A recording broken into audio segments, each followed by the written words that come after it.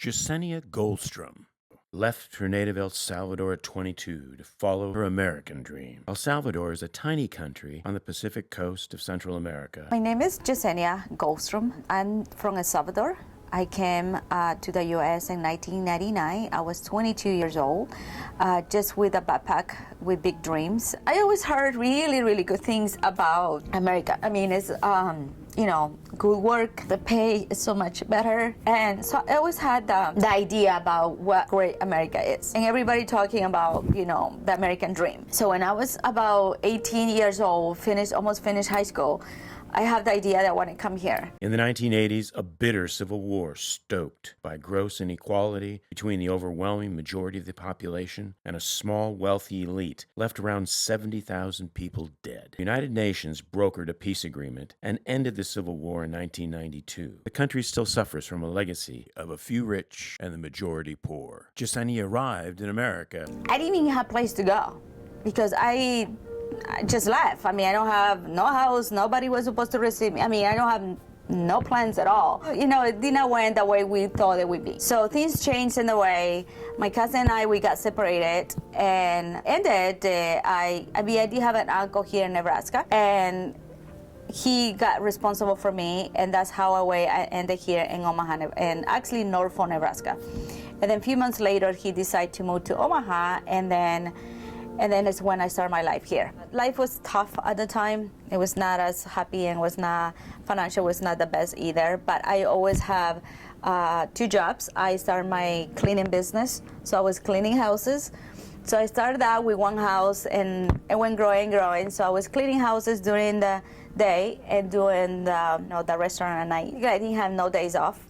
I mean, weekends, I work in the restaurant every weekend, long hours.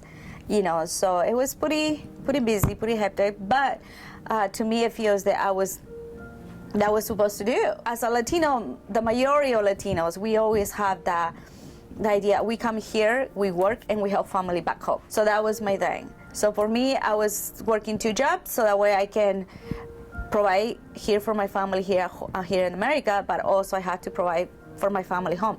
In my country, I didn't have the opportunity to go to college and have a degree. So coming to the U.S., I saw there was a big opportunity that I can do something better. My husband, Brad Goldstrom, he encouraged me to be a massage therapist. And then I didn't know if I was able to do it just because the language. It was kind of a little difficult for me because I didn't have much English education. I decided to go, and I was pretty nervous, but I graduated in 2008, and I decided to go for my business on my own. My mom with expenses, my 2 younger brothers went to school, so helped them to finish school. And so since then, this has been my life. I always help mom home. My mom doesn't work anymore, so I support her. She had really hard childhood, working since she was 12.